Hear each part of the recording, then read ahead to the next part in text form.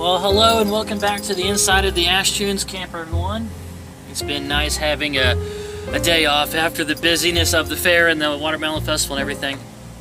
It is currently Monday night, August the 26th, 2019. Looks like even Nestor here is feeling the nice chill vibe of having a day off after so many busy days.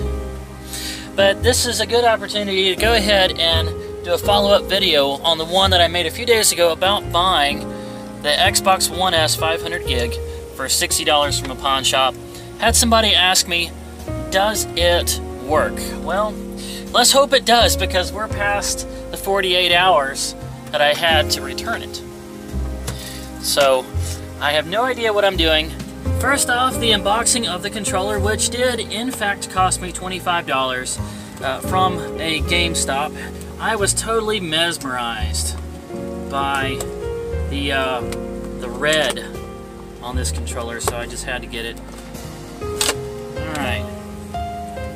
This is a wired controller. I like the wired ones because they don't have chargeable batteries that run down.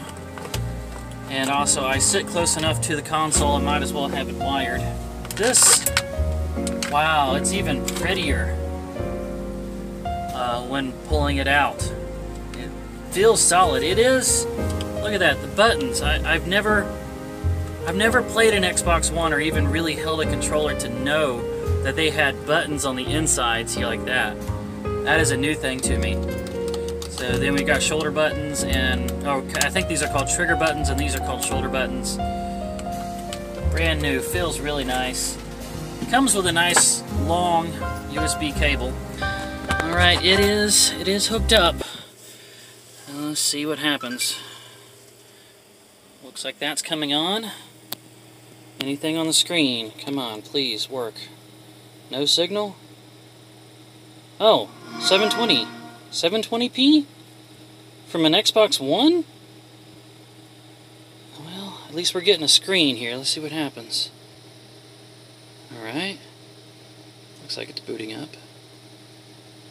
Okay. What's it saying? Press the A button.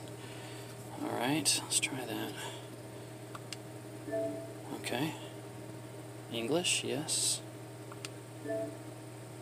United States, yeah. It's looking for a network. It's not going to find one. Use wired connection. Add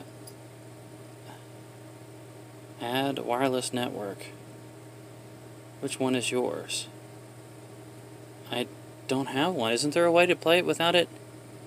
B is for back. Okay, United States. I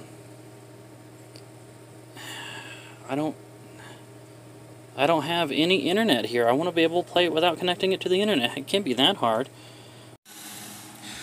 Well, it is 1:30 in the morning now, and as it turns out, the Xbox would not let me get through the setup into the screen where I could start a game until I had signed into some kind of internet and gone through the whole process and registered it and downloaded the updates and updated the whole thing. So, because I don't have a cable internet, I had to turn on the hotspot on this very phone that I'm taking this recording on, set the phone outside the camper, and download the whole update on the spotty 4G out here in this area, this mountainous area. It took hours. But I finally got it done, 1:30 in the morning. And we're finally to the screen. I was able to skip the part of registering and making an online account. At least it let me skip that. But it would not let me skip the whole downloading the updates. I mean, seriously, shame on Microsoft for this. Shame on Microsoft for selling a console that is not ready to go as soon as you take it out. You've got to connect it to an internet and do all this? Yeah. Ship a finished product. Whatever happened to that idea? What about the people like me that aren't always on a cable internet somewhere? You know. Alright, let's count our blessings. It looks like it's working. We're to the home screen. It's ready to receive a game. Let's hope that the optical drive works and I can start my game. Alright, we're going to start with Rare Replay. And I believe you just kind of put it there in the front and it sucks it in. Like a tongue. Alright. Sounds like it's working. Oh! Okay. Who do we got down here? Oh. Ah. Okay.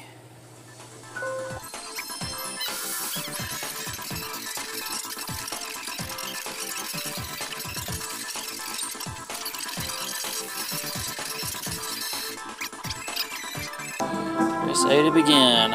A. Add new. Okay. I guess I will. Check your connection. Can't I just play the game? Do I have to be connected? Is this a thing? You have to always be connected in order to play an Xbox One? Please say this isn't so. There's got to be a little bit of offline play. Ah. Good grief. Please don't do this. You piece of junk. There's got to be some options for some offline play. Who are you? I'm the person that owns the darn game and the darn console. That's who the heck I am, and I want to play my darn game. Check my connection. With a little tooling around, there's your problem right there. That's why the game won't start. Because the game itself needs an update. The whole system needed an update. Now the avatar editor needs an update of 275 megabytes. The game itself needs an update of 412.99 megabytes. And then all these other games that were supposed to be included on the disc also need updates. It's like a little after 2 o'clock in the morning now. I plugged this thing in at like 10 o'clock and I still haven't been able to play my first game on it. Trying to answer that question, does this work? Well, I think it does. But after all this rock-a-row, I am no longer a Microsoft fan. I don't think I ever was much of a Microsoft fan to begin with. But at this point, I'm going to say Microsoft is a terrible company. Why would you even sell the disc if I'm going to put it in the machine and then I've got to download hundreds and hundreds of megabytes in order to play it? Why would I even buy the... It's just, what, decoration? Guys, it's 2:30 in the morning. I can't answer the question. I can't tell you if this thing works or not. It probably does. But we got approximately 2 hours and 13 minutes left on the update just to play Rare Replay. Not to mention the other games that were supposed to be on the disc. And also at some point here I'm going to reach the limit for my data on my hotspot, and at that point it's going to slow down to modem speeds. All I can do is just put the hotspot on, leave the phone outside, hope it doesn't get wet in the rain, and go to sleep, and maybe in the morning I'll finally be able to play the first game on this Xbox One. Right now, at this point, I'm having buyer's remorse. Even at only $60 for this console, I'm having buyer's remorse. That was $60 wasted right there for a console that does this kind of junk to me. I'm very disappointed. It's about 1 o'clock the next day now, and the game updated throughout the night, and I had to set up an online account with Microsoft. As it turns out, I had already set one up at some time in the past. I didn't realize I had. Had to go in and change my password because I'd forgotten it, of course, because I didn't even know I had the account. Anyway, finally got myself a profile on this Xbox, and with that, I'm finally able to start playing some of these rare games, like this one here, Banjo-Kazooie, and play them offline and actually save the games to the Xbox. I just have to keep hitting that button that says continue playing offline every time that I go in and out of everything. Boy, they do not like that you want to play not hooked to the internet. They do not like that at all. So it looks like 11 of these games are working fine. Let's go over to the rare replay. I think that finished its update. So it appears like I can do most of this stuff offline now that I've set up the profile, and I got a new profile added to the Xbox itself. And we've got a lot of rare games. Man, some of these go back to the 8-bit era. Yeah, Slalom. I remember that. Pro-Am. These are NES games. Snake, Rattle, and Roll. Solar Jet, man, that's a good one. Yeah, we've even got the old Battletoads. RC Pro-Am.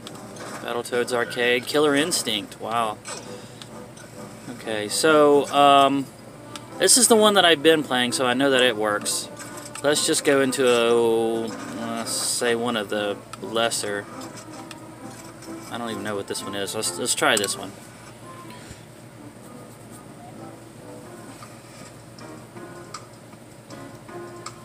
Okay, let me play this one.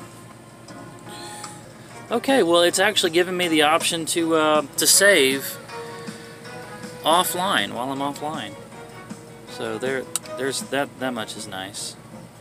So it isn't a truly must be online at all times type of game.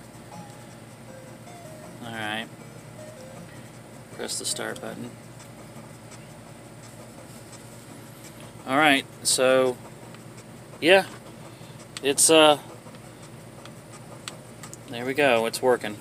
So I've played one of the lesser known 8-bit games, and I've played Banjo-Kazooie, and they are working now, and they're working offline.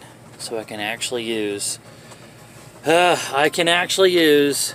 Xbox in the camper. Wow, that was an ordeal. I remember getting my Nintendo. You put the game cartridge in, and providing the pins actually worked, because they were notorious for not working, you had to blow in them a lot. But if it was working, you hit the button, and just as fast as a light bulb comes on, your game would come up. And to think that years later, with this new generation that's supposed to be so much better, it was an ordeal that took me hours, a whole night, just letting it simmer and update itself before I finally got to play some games. Is technology really getting better? I feel like in a lot of ways we're going backwards. Maybe that's the old curmudgeon in me, but that's really the way it feels sometimes. Alright guys, this has made me very, very hesitant to ever buy any more Xbox One games. If it's going to take hours of updates every time that I put one in. Do I really want to buy another one? Or maybe I just wait till I've got a new cabin that's got some kind of cable where I can just download the updates without having to tie up my 4G. Okay, that's it. That's it, guys. The Xbox One is working. I'm playing games on it, but I don't like it, and I'm a little disgusted. If you like this, hit the thumbs up like button, subscribe if you haven't already, and look forward to seeing you in the next one.